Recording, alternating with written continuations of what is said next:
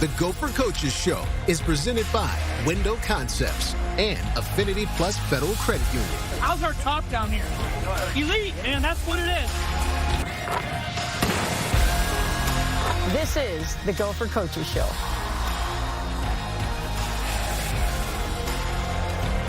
Welcome into the Gopher Coaches Show. I'm Ahmad Hicks alongside KFAN's Justin Gaard and head men's basketball coach Niko Medved. So, Coach, before we jump into the most recent game, what's everything been like as the season's winding down, your first year as the Gophers head coach? Tell us about that process and what's going through your mind mentally.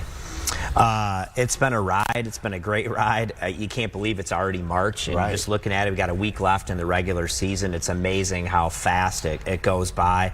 Every season's got its own twists and turns. This has been unique in so many ways, but really a blessing too. It's just been fun to go to battle with this group, and I'm really proud of them for just how they persevered through everything, and really having a lot of fun here. And this last game in particular was really a great time at the barn. When you talk about a unique season, have you ever took part in a season where you have 4 or 5 guys injured and you were down to just 5 or 6 players? Not to this extent. This has been unprecedented to have this, and you go into these games, we got one available post player, and it just kept kind of going throughout the year. But boy, to this group's credit, it's amazing the resiliency that they have, the fight that they've had. We've had to try to adjust a lot of things both on the practice floor and on the court with how we play, but I'm just really happy for them to stay with it and to have the success that they've had here, particularly at the end of the season, and kind of be playing as well as they have at any point in the year. And it seems like everybody's happy for them. All the people that showed up at the barn on Saturday, it seemed like that was a great environment. You beat UCLA, as Ahmad mentioned. They're on their way to the tournament most likely. So what was that day and that game like? It was awesome. I mean, the crowds have been growing. I thought the following Saturday, the previous Saturday against Rutgers, I thought we had a really nice crowd.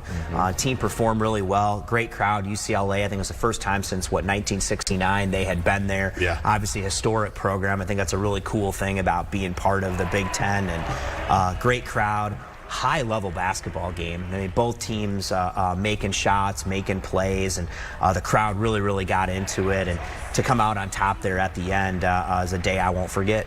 There's American folk heroes like Davy Crockett, like Paul Bunyan here, and now there's Bobby Durkin, who's become this Minnesota folk hero. I mentioned to you the women's team is shouting him out in their shoot-around every time they shoot a 3. The student section is chanting his name. Just another unbelievable performance for him on Saturday.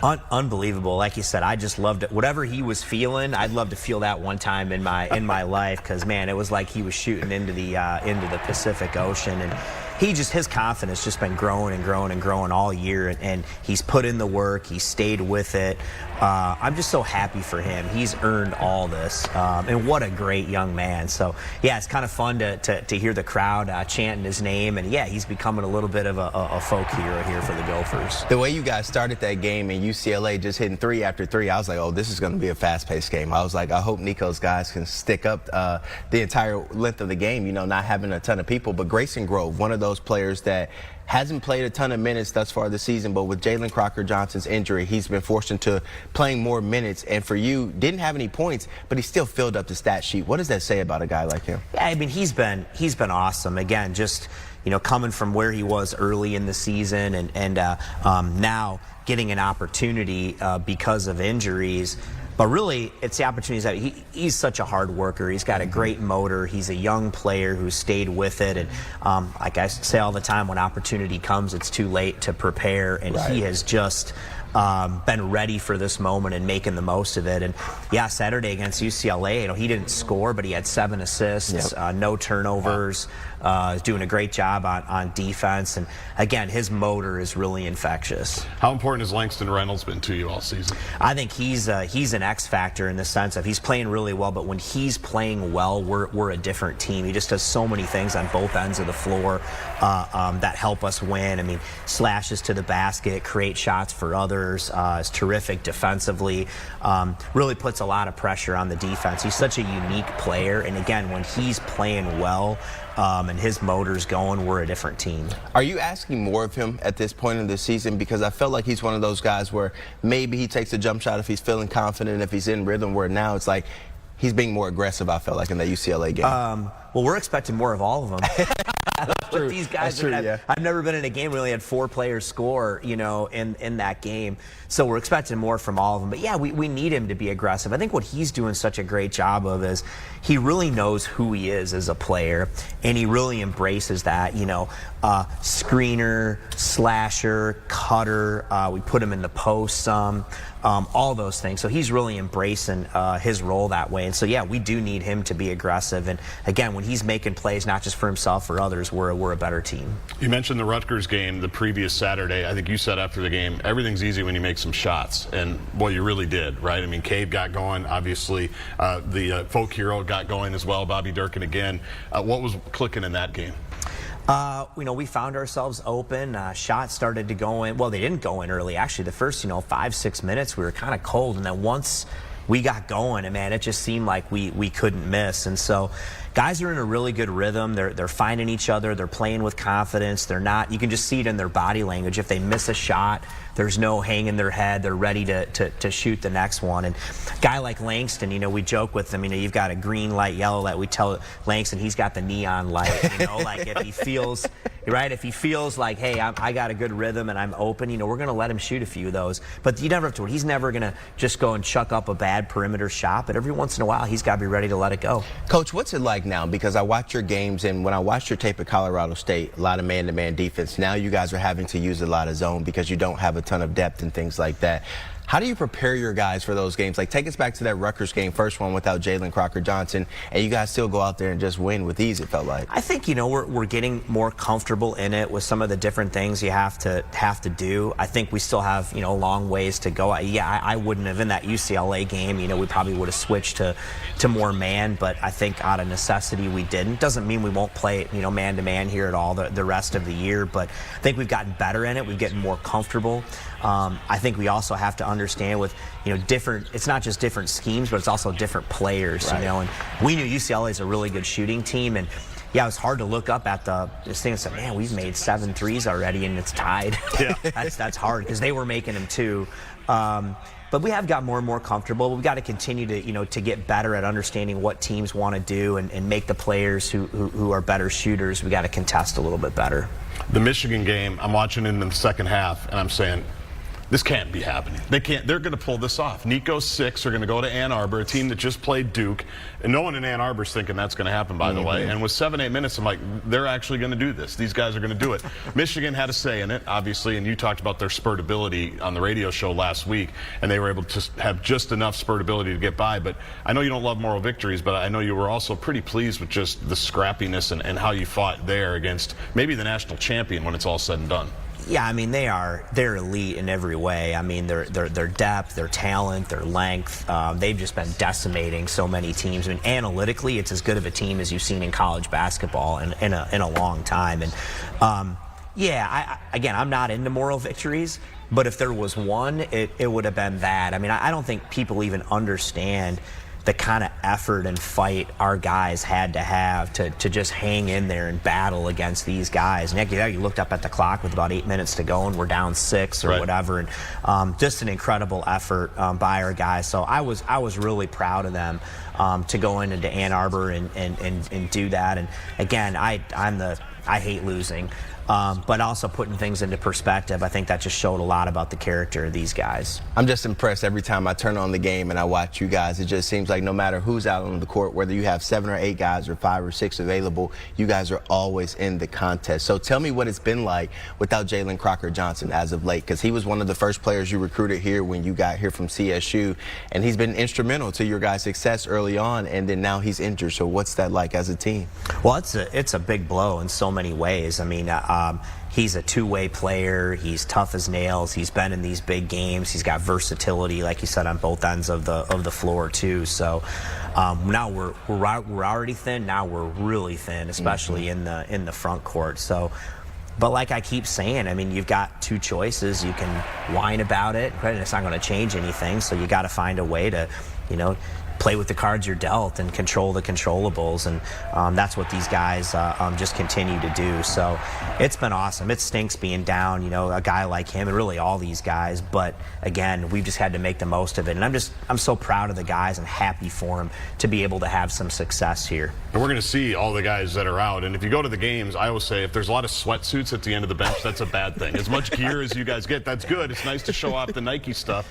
But when you have more sweatsuits than you do guys in the uniform, it's tough. But how have those guys been able to stay involved, especially the ones that have been out, like Chauncey and BJ and Robert? Really, we never really got to see a lot of those guys. Yeah, I mean, I think those guys are still really involved, on the bench and in practice. I think some of them too, are getting more and more healthy, so they're able to do maybe just a little bit more in practice, that way. But yeah, when we do some of our breakdowns on both ends, we got more managers and players or whatever, then we got guys actually doing the work. So sometimes all you can do is chuckle. I was just wondering how you guys are practicing, and if those practice players, if they're in shape like your players on the team. So not quite like that. It's just we've had to get really creative, and we've had to do less. I mean, there's been days where you look at the practice plan, you're like, man, is this all we're doing today? But it's just kind of out of necessity. That's what we have to do. And so like I said too, I think oftentimes you look back on these things and it makes you a better coach. You've got to get creative, you've got to think outside the box sometimes, and those things help challenge you. And so I think we'll look back on this year, and there's a lot of things that we'll take away from it that will be real positives moving forward. Finding the positives through the adversity. All right, we have to burn one of our TV timeouts. We'll be right back with Grayson Grove on the other side of the break.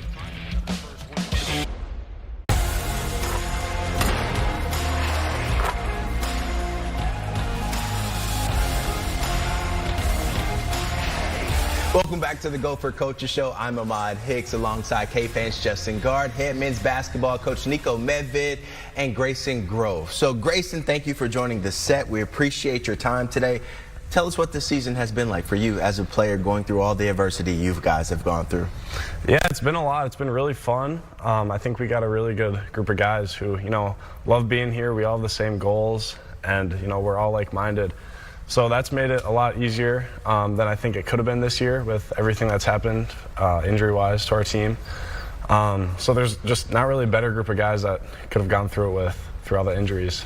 Where do you feel like you've improved the most, especially here the last couple months as your opportunities have gotten more plentiful? Yeah, I think the game has just slowed down for me. I don't think it's anything crazy with like skill improvement or conditioning or strength or anything like that. I think it's just the mental side of the game, understanding like what the other teams are trying to do, what individual players are trying to do on the other team, and just like what we're trying to do offensively. I think that's the biggest area of improvement. Take us inside that meeting when you guys found out Jalen Crocker-Johnson would be out indefinitely, and coach probably told you you're going to have to step up. We're going to need more from you. What was that like for you?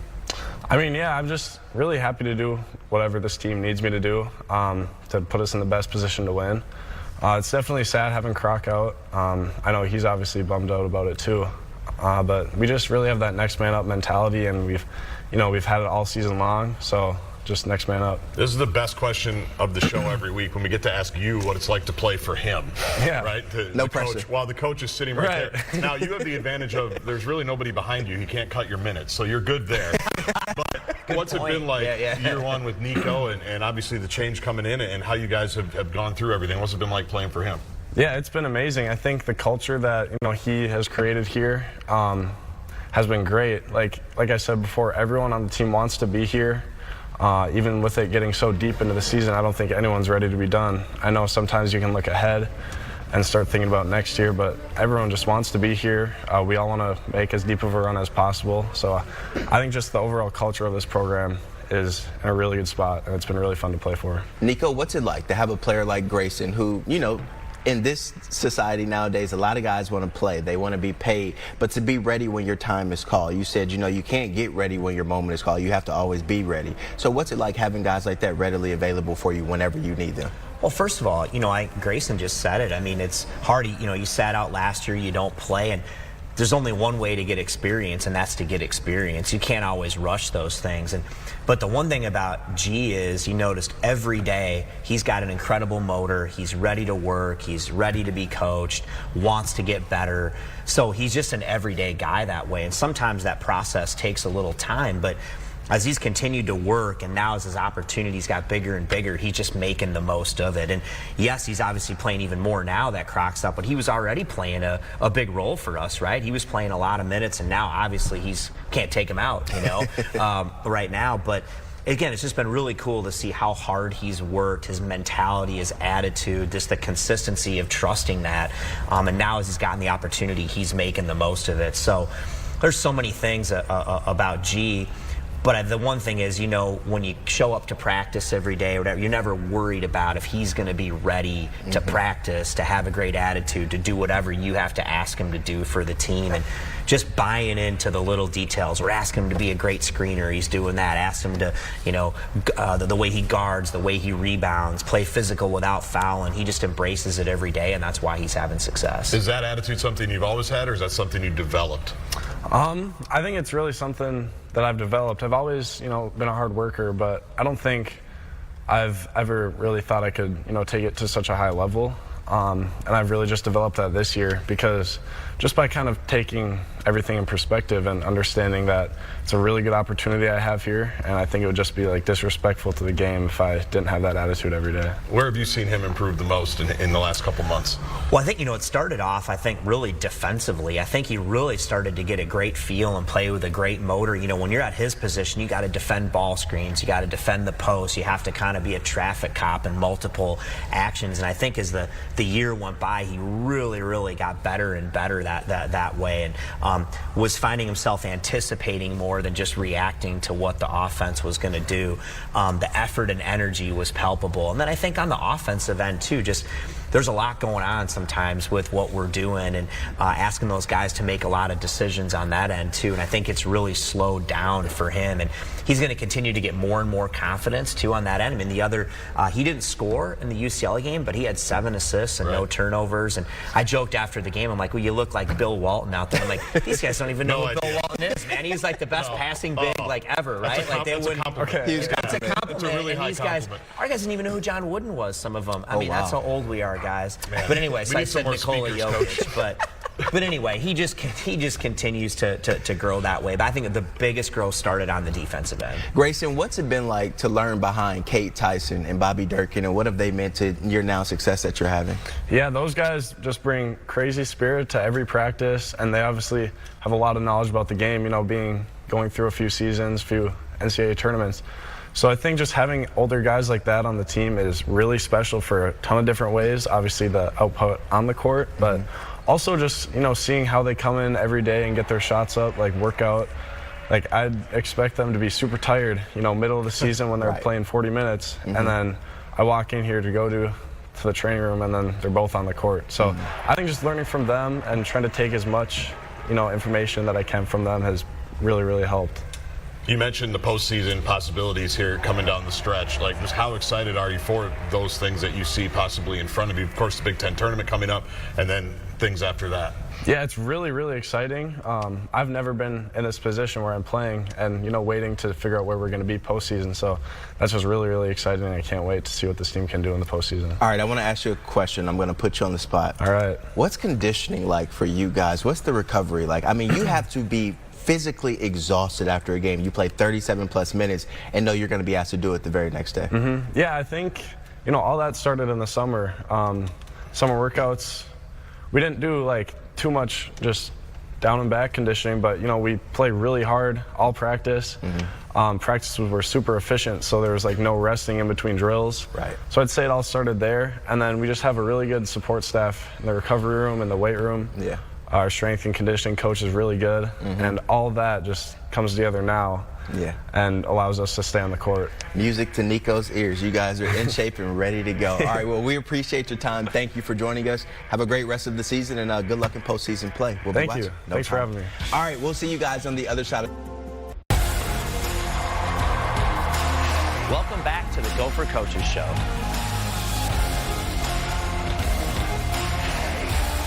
All right, welcome back to the Gopher Coaches Show. Unfortunately, this is our final block we have with Coach Medved. So, Coach, 2 games remaining this season, in the regular season, should I say. How excited are you for this opportunity to go out there and go prove how good you guys are? Well, I think the biggest thing, I told the guys, before the UCLA game, I've been doing this a long time now, and it's March. It's the best time of the year to be a player, a coach, favorite time of the year. You're also in seasons sometimes where guys are already looking they can't wait for it to be over. The season gets long. They're looking at what's next.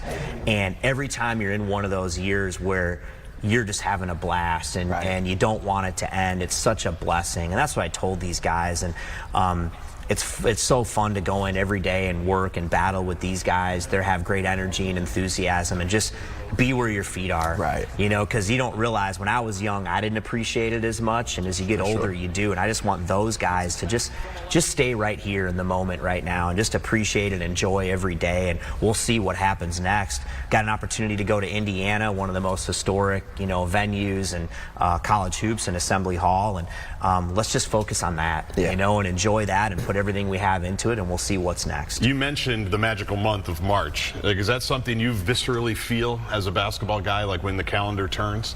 Yeah, and I think when you're in these seasons, some of February can get long, right? The beginning of February, those dog days, and now you kind of get to this time of the year, and if you're really feeling great about your team and who they are, and you're playing for something, and you really feel like you're playing for each other, that's pretty cool. So yeah, I think something else kind of hits you that time of year, and you realize everyone's tired, everyone's sore, but I think you find another gear. Yeah. Coach, about 30 seconds left in the show. I just have to get your thoughts on Don Plitzwhite and the women. Double bye in the Big Ten tournament, getting ready for postseason play. Thoughts on them? Incredible. Great coaches, great group of young ladies. Wish I had a chance to watch more. Unfortunately, I did get to go to the Michigan State game the other day, but we see them, up around here, and I'm so happy for them. They've done such a great job and had a great season, and I think their best basketball is ahead of them. So they really got a chance to do something here in March. So it's just great to work here. There's so many great coaches and people, and I'm really happy for them with the kind of year they're having. Absolutely. Well, hopefully they go far in the postseason tournament. That'll do it for the Gopher Coaches Show with Niko Medved, Justin Gaard. I'm Ahmad Hicks. You all have a wonderful week.